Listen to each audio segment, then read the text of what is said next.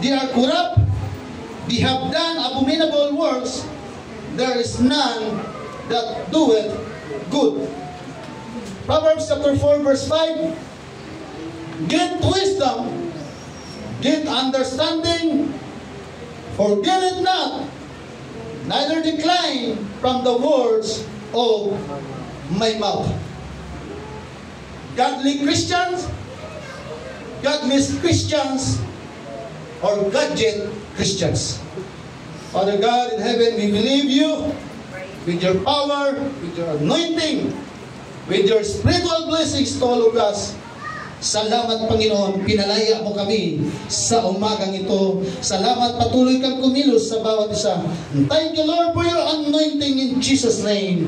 Amen. Amen. Tumamay ka ng tatlo. Sabihin mo sa kanya, godly Christian, godless Christians, gadget Christians. Saan kaya tayo yan? Praise the Lord. Please be seated.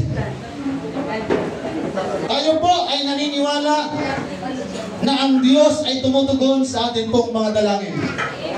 Tayo po ay naniniwala na sa mga mabibigat na pagsubok natin pong pinagdadaanan, hindi po tayo iniiwan ng Panginoong Diyos. Amen. Tayo po ay naniniwala na sa bawat hakbang ng ating pong pananampalataya ay tayo po ay tinutulungan ng Diyos na tayo po ay makahakbang sa tamang paghakbang ng ating pong pananampalataya. Amen. Tayo po ay naniniwala na sa panahon na tayo nanghihina, sa panahon na wala tayong pag-asa, na sa panahon na madilim ang tingin natin sa ating pong mga hinaharap, ang Diyos po ang umaakay sa atin sa tamang landas. Ang Diyos po ang nagpapakita ng liwanag na sa anumang ating pinagdadaanan, hindi tayo pinapabayaan ng Panginoon, bagkus kasama natin siya sa lahat ng panahon. Amen. Tayo po'y naniniwala na sa panahon na tayo naghahanap, sa panahon na kailangan natin ng presensya ng Diyos, tayo po'y naniniwala na hindi tayo pinagtataguan ng Diyos, ngunit gustong-gusto ng ating pong Panginoon na sa Kanya po tayo patuloy na lumalapit at umaasa. At tayo po'y ay naniniwala na ang mga bagay ay pinapahintulot ng Diyos na mangyari sa ating pong mga buhay para hindi sa ikalalagpak ng ating pong pananampalataya, kundi sa ating pong ikalalago. Kaya ang sabi ng Panginoon, kagutuman man, kahirapan man, ni kamatayan man, anuman ang ating pong pagdadaanan na mangyari sa ating buhay, yan po ay pinapahintulot ng Diyos, hindi para tayo saktan at bigoy, para makita natin at mapatunayan, hindi po tayo pinapabayaan ng ating pong Panginoon. Tama ba mga kapatid? Amen? Ibig sabihin sa iyong katabi, sa iyong kaharap, sa iyong likuran, tayong lahat na nandito, mabuti ang plano ng Diyos sa iyo at sa akin. Maganda ang plano ng Diyos para sa iyo at sa akin. Kaya sa umagang ito, anuman ang ating pong pinagdadaanan, hindi matatalian ang ating kamay, hindi matatalian ang ating lakas, hindi matatapos ang ating sarili, para hindi natin sambahin, para hindi natin palayain ang ating sarili na magpunis sa ating pong Panginoon. Pag sinasabi pong godly Christians, ito po, tayo po ay namumuhay ayon sa turo at plano ng Diyos. Amen. Ibig sabihin, makikita sa atin ang tamang pagsunod sa kalooban ng ating pong Panginoon. Hindi po tayo pwedeng sabihin godly Christians pero hindi tayo naniniwala sa Diyos. Maraming Christians pero walang tiwala sa Diyos. Pag sinabing godless Christians, Christians lang tayo, pero walang paniniwala sa Diyos. Amen? Sa biyaya ng ating pong Panginoong Diyos, mga kapatid, mula nung na-convert po ako noong 2011, na-baptize po ako alas 11 ng gabi. Nagko-compare na po ako sa mga tao kung paano ba makikilala, paano ba malalaman kung isang tao ay totoong Kristiyano at hindi Kristiyano. At isa lang ang napatunayan ko, sir, sa pagbabasa at sa pag-aaral ng Biblia, kakaiba yung totoong Kristiyano sa nagsasabing Kristiyano sila, pero hindi totoong Kristiyano. Dahil ang totoong Kristiyano sa Bible, habang nasasaktan at nasusugatan si Sir Chad, lalong nagtitiwala, lalong nagpupuri, lalong naglilingkod sa ating pong Panginoon. Pero yung mga godless Christian, Christian lang ang pangalan ng kanilang simbahan, pero hindi totoo mga Kristiyano. At ako'y nagpapasalamat, lumulundag ako sa tuwa, sir. Salamat, tinawag ako ng Panginoon. Inalis ako sa dating pananampalataya para makilala ang Diyos na tunay. Amen. Amen. Praise God. Yung atin pong mga kababayan, yung atin pong mga kapwa Pilipino, nagdiwang sila. Praise God. May nagpapasa ng cross, may nagpapako sa cross. May nagpapalo, nung masaktan ng palo, nanapak. Nung nagbuhat ng napakabigat na cross, nung sinakyan, nanadyak. Mga kapatid,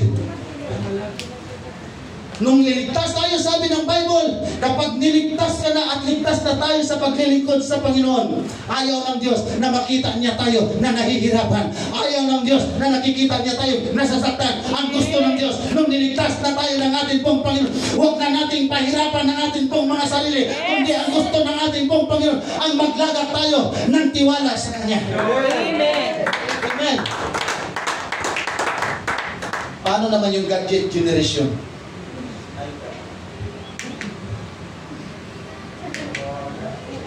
Gadget generation na tayo ngayon, tama?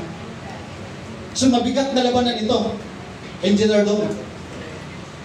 Godly Christian, gadget Christian.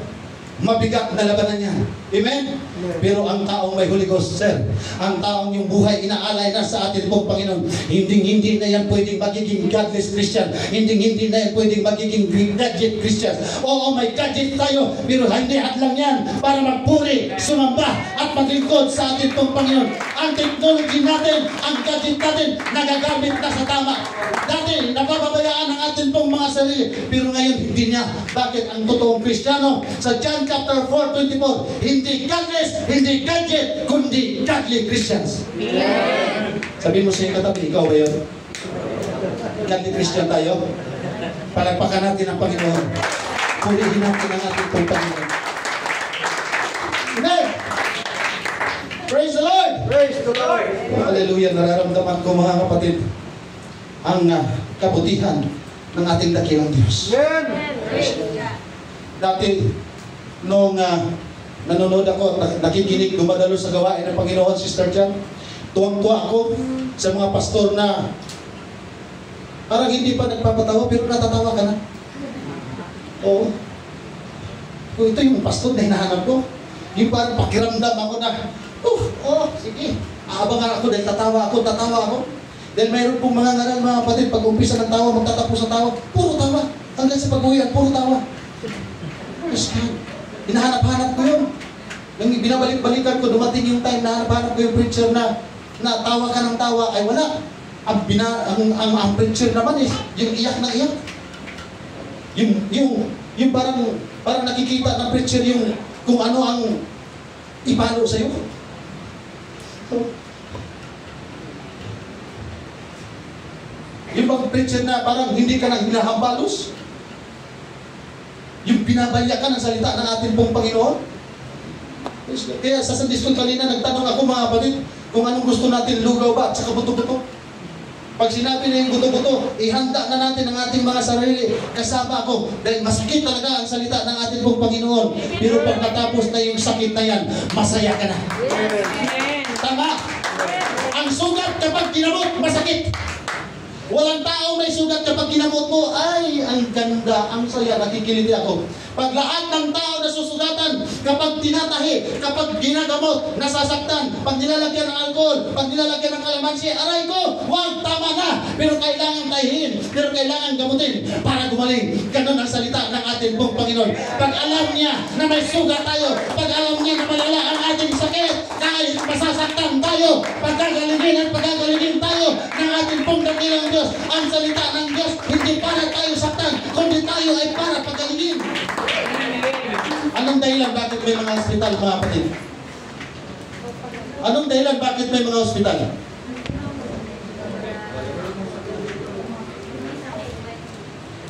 Bakit ang hospital mayroong emergency room? Para saan yung emergency? Sa mga critical na may sakit. Iba't ibang doktor. Doktor sa mata, doktor sa baga, doktor sa puso, doktor sa buto, doktor sa cancer, doktor sa AIDS, doktor sa TB. Ang daming doktor. Anong sakit natin, dinadala doon para pagalingin. Pero hindi lahat gumagaling. Mayroong namamatay. Tama? Amen. Tayo mga kapatid, Thank you, Brother Jimmy. Palain ka ng Panginoon. Tayo, bakit may simbahan? Ayaw niyo ko sagutin. Nung kanina sa ospital, sinagot niya ako, sa simbahan, bakit meron? Bakit may simbahan? Wala naman tayong sugat. Malakas naman tayo. Maganda naman ang ating pananamit. Nakikangiti tayo, masaya tayo. Bakit may church? Salita ng Panginoon. Amen. Sapagkat ito yung hospital ng kaluluwa. Ibig sabihin, ikaw at ako, kaya nandito, may sakit ka. Sabihin mo sa iyong katabi, may sakit pala si Pastor. Ikaw at ako, may sakit. Tama. At ang kailangan ng sakit natin para gumamot, hindi maraming doktor. Bakit? Ang Diyos kahit gaano karaming sakit, iisa lang ang ating pong Panginoon. Lahat ng kayang solusyonan. Amen. Ang gamot natin hindi tahi. Ang gamot natin hindi hiwa. Ang gamot natin mga kapatid sa ating spiritual na sakit, simple lang ang magpapagaling ang Espiritu ng Diyos. Kaya habang nakikinig tayo ng mensahe ng ating pong Panginoon, ang ating pong puso, mag-pray na tayo, Lord, ikaw talaga ang kailangan ko. Ang Espiritu mo ang kailangan ko. Nasasaktan ako, Panginoon. May karamdaman ako spiritual. Hindi mabuti ang aking nararamdaman. Tisod ako kay Pastor.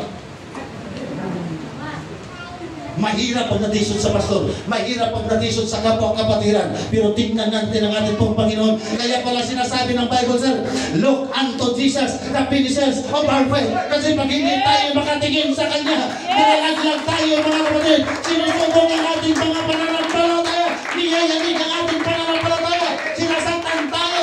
Tugapi o gagawin. Salamat sa sakit na ating nararamdaman. Dahil doon ang kalayaan ng ating Panginoon para dumaloy sa ating pong kalagitaan. Palagpakan po natin ang ating Panginoong Diyos, mga kapatid. Amen. Ang mga Kristiyanong may desire na sumunod sa ating pong Panginoong Diyos. Hallelujah. Ano man ang ating pong pinagdadaanan ngayon, maniwala ka man o hindi, the best ang mensahe ng Diyos na ating pong mapapakinggan sa umagang ito, sa bawat araw. Dahil ang mensahe ng Diyos, ang salita ng Diyos, hindi lang spiritual blessings, physical blessings, material blessings, ang kayang ibigay sa atin ng Panginoon. Dahil ang gusto ng Diyos, tayo ay lumago, hindi lumabo. Kasi hindi man natin pwede sabihin godly Christian tapos takot tayong masaktan. Pwede ba ang isang sundalo, Colonel General, sasama ako sa gira, pero ayaw kung matamaan ako ng bala? Amen? Sino ba ang kalaban natin, mga kapatid? Sino ang kalaban natin? Tao? O Espiritu? Espiritu. Amen. Natutuwa ba kayo na tinatamaan tayo ni Satanas? Natutuwa ba kayo, mga kapatid, na tumatawa si Satanas dahil saktan tayo? Okay lang sa inyo yun? Sa akin, hindi okay yun. Tama? Amen. Pero walang simbahan na walang kapatiran, hindi nasasaktan.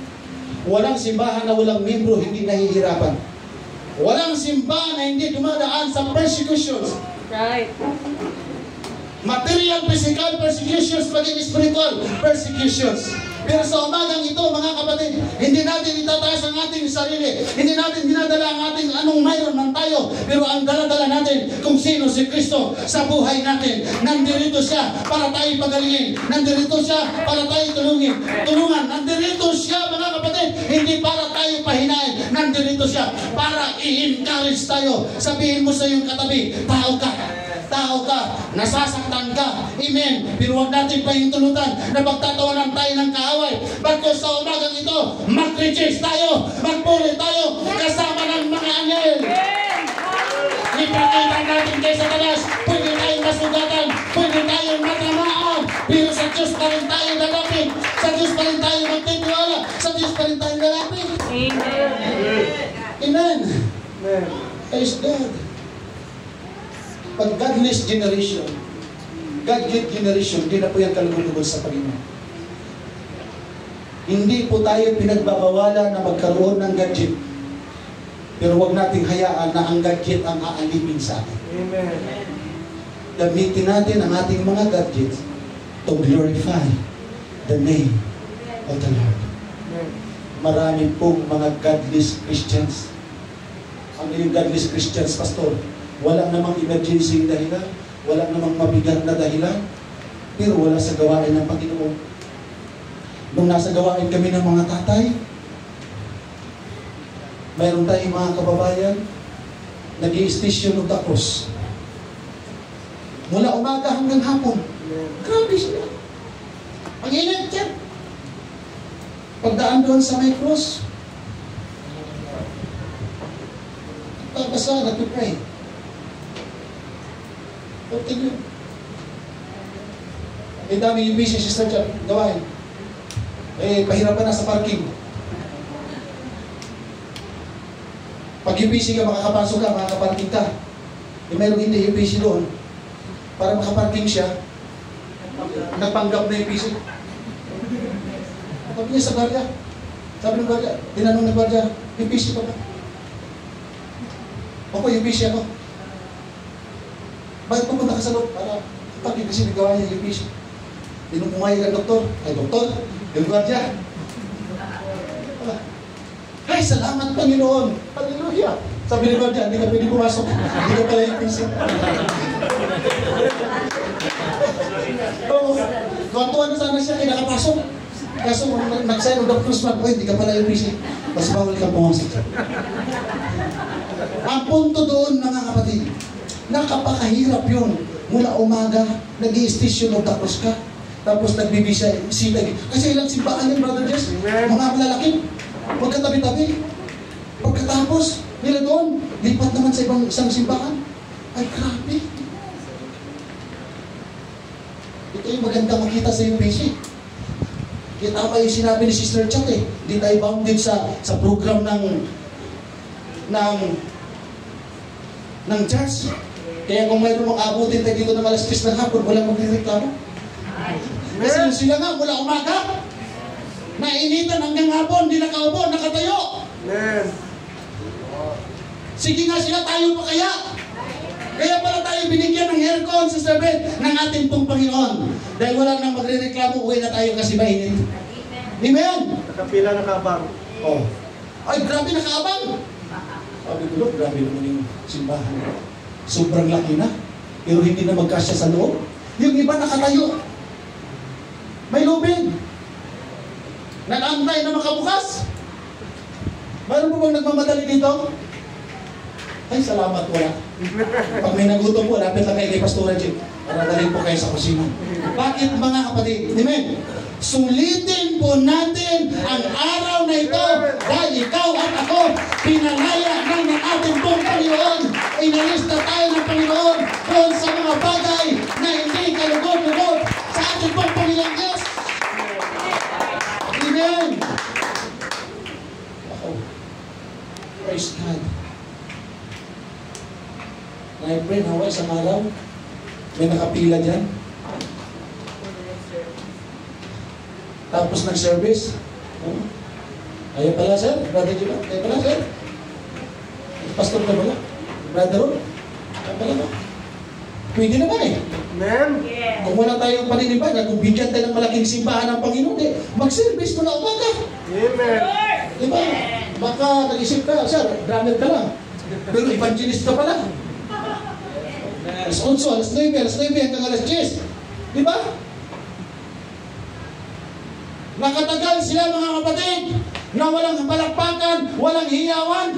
Tayo pa kaya ang hindi tatagal sa pagpupuri, pagpapalakpak na sinasabi ng Bible kapag tayo nasa loob ng simbahan. Magpalakpak tayo, maghiyawan tayo, magsayawan tayo, mag-awitan tayo. Dahil ang totoong Catholic Christian hindi naiiyak magpuri sa ating pong Panginoon. Kaya pala sabi ng Bible, kaya pala naghahanap ang Panginoon ng tunay na mananamba. Amen. Hindi pala lahat ng religion godly Christians. Amen. Amen? Amen. Kaya salamat na nasa godly Christian tayo. Amen. Amen? Stasyon laban! Amen. Laban!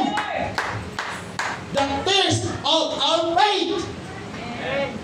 Kung sumurinder ang ating Panginoong Jesucristo sa pagpasa ng mabigat na krus at pagpapahirap, magtatawa ang diablo dahil talunan siya. Tayo pa kaya mga kapatid, hindi tayo pinapago sa krus, hindi tayo pinapapasa ng mabigat. Sinusubok ang ating pong pananampalataya para ano? Hanggang saan ba talaga ang puli natin itanal sa pagsunod sa ating pong Panginoong Diyos? Dahil kung nasasaktan kayo, nasasaktan din ako. Bakit?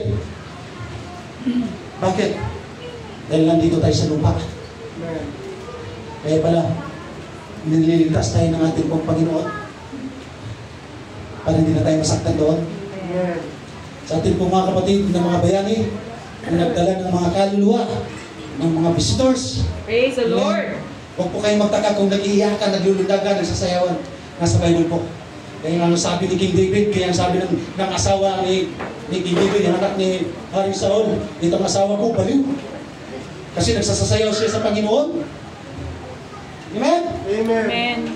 Mga kapatid, Brother Ramil, pag may tumatawa sa inyo at pinagsabihan kayo, baliw, dahil sumasayaw sa presensya ng ating Panginoon, lalo pa tayo magsayaw. Amen.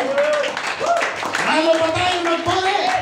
Dahil pinagtawanan si King David, lalo pa siyang magpuri, lalo pa siyang sumayaw sa ating pong Panginoon. Kaya ang sabi ng Panginoon, yan ang gusto kay David. Kahit nasasaktan na si David, kahit nahihirapan na si David, pero yung kanyang pagpupuri at pagsamba, hindi apitado. Dahil ang totoong mananamba, napapatunayan sa panahon na nasusugatan, sa panahon na nasasaktan. Palagpakan natin ang ating dakilang Diyos, mga kapatid. Amen. Kaya pinag-glory. Salamat na pinalo tayo. Dahil yung mga nanay dito, kung hindi nyo mahal ang inyong mga anak, hindi nyo paluin ang inyong mga anak. Amen. Masakit mamalo pag anak. Anak mo yan eh. Tama ba mga kapatid? Amen. Pero minsan may mga panahon na napapalo natin sila, nasasaktan natin sila para din sa ikabubuti nila. Amen? Amen. Praise God. Kung ano man yung tungkulin na pinagkatiwala sa akin ng Panginoon, mga kapatid, kung ano man yung mga bagay na lumalabas sa akin pong mga labi, hindi ko yan pa nag-aralan, hindi ko ginusto yan. Yan ang kalooban ng ating pong Panginoong Diyos. Amen. Walang taong sino man, nakaupo ka, nagpuyat ka, nagbihis ka, kakain ka, tapos pagkagalitan ka. Kaya pala tama yung sinabi ni Pastor Amante. Ang pastor tinawag para magsermon. Anong gusto niyo mga kapatid? Every Sunday, outing tayo. Pastor, huwag na tayong ayaw na namin makinig ng Word of God. Pwede bang mag-outing na lang tayo? Pwede bang mag-casino na lang tayo, Pastor? Pastor, namimiss ko na yung sabungan. Baka, Pastor, pwede tayo mag-video game. One time lang. Pwede ba yun, mga kapatid?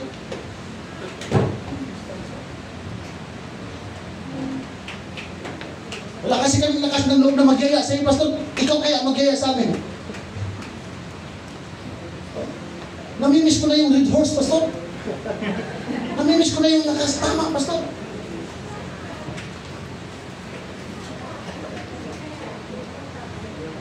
Hindi naman, Pastor, wala na tayong kalayaan. Bakit sila? Pagkatapos sumamba, malaya.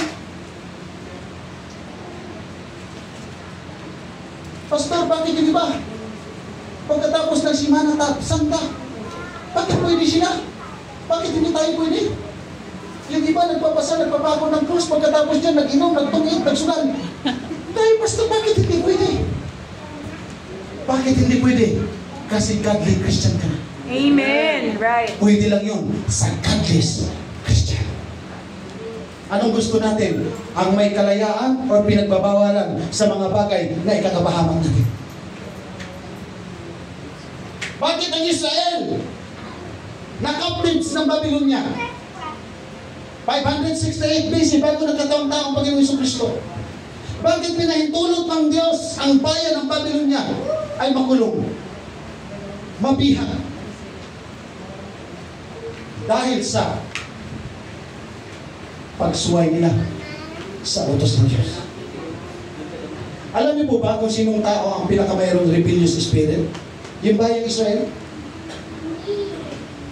Kaya paulit-ulit silang pinapahintulot ng Diyos na nasasaktan. Kasi rebellious yung kanilang espiritu.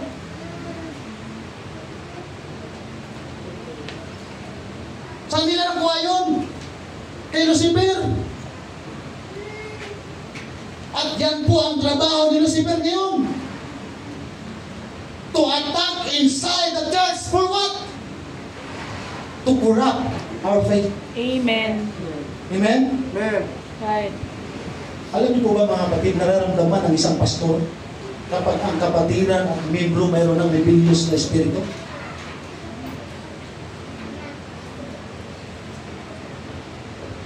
If we have the Holy Spirit of God, we can discern. Nadidiscern natin yung kaharap natin, mayroon pa bang espiritu ng Diyos o wala na?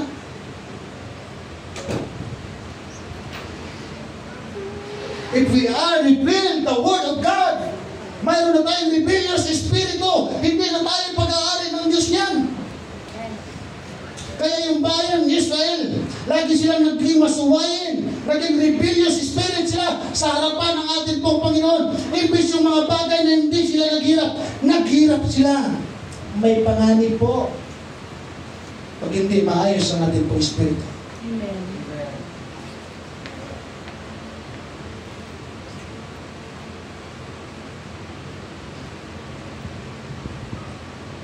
Nung mayroon pong tao sa nabutas na hinahamon ng away ang aking tatay, sinaksak ko.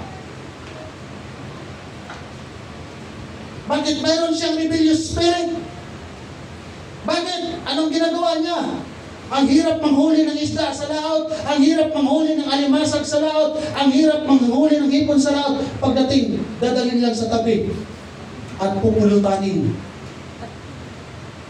Ang sabi ng papa ko, may amo tayo. Huwag yan.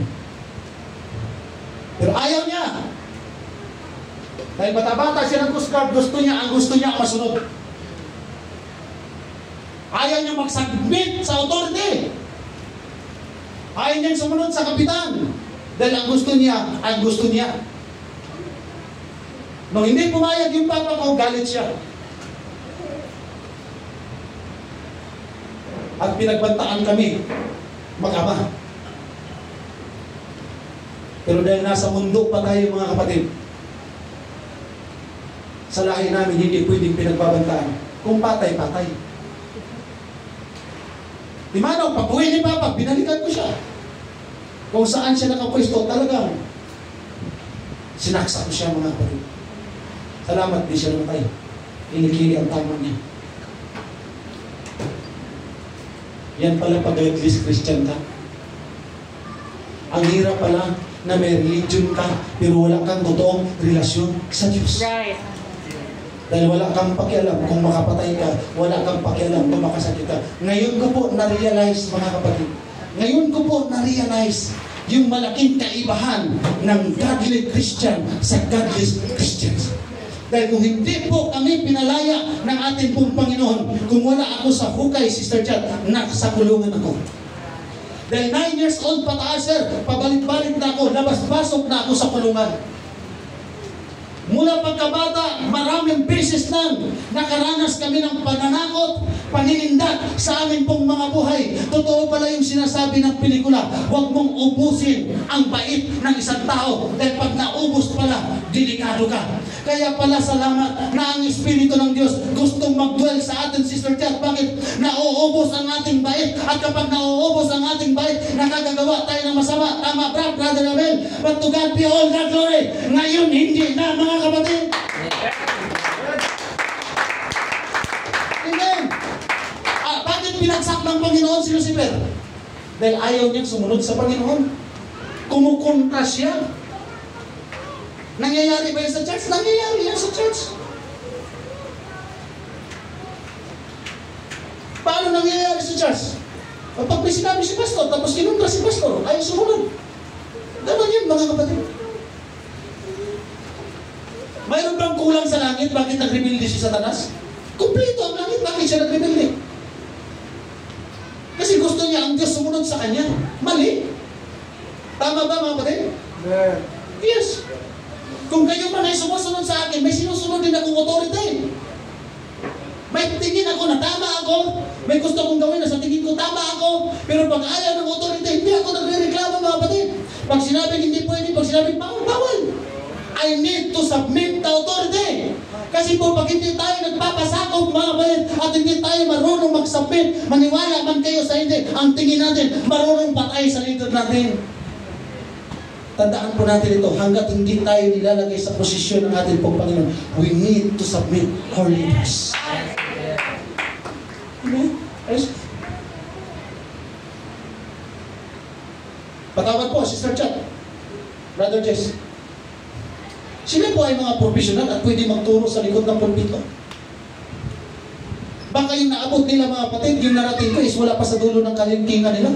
Pero nagpapasakop. Yan ang hinahanap ng Panginoon. Yung marami kang ibubuga, pero nagpapakumbaba ka para maluwalhati ang Diyos sa ating pong mga buhay. Yan po ang godly Christian.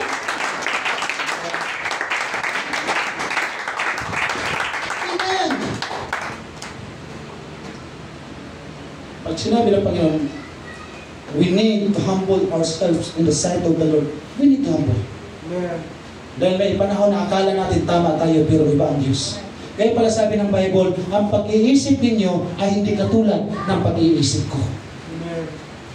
Ang karunungan natin ay hindi katulad sa karunungan ng ating pong Panginoon. Hindi tayo pagbabawalan ng Panginoon para sa ikakasama natin. Every time na tayo pagbabawalan ng Panginoon, para po yan sa ikabubuti natin. Yan po ang godly Christian. Amen. Tama? Amen. Amen. Lahat ng sumama kay Satanas, may kalayaan pa ba sila? Lahat ng sumama kay Lucifer, may kalayaan pa ba sila? Wala na silang karapatan mapunta sa langit. Pero tayo, to God be all the glory. Kahit ilang beses tayo magkasala, welcome tayo sa Panginoon. Amen. Eh paano yun, Pastor? May galit ako sa'yo, may tampo ako sa'yo, may saba ako ng loob sa'yo. Okay lang yan para sa akin. Ang mahalagang makarating tayo sa langit, mga kapatid. Walang galit na hindi nakukuha kung kasama natin at magtiwala tayo sa ating pong Panginoon.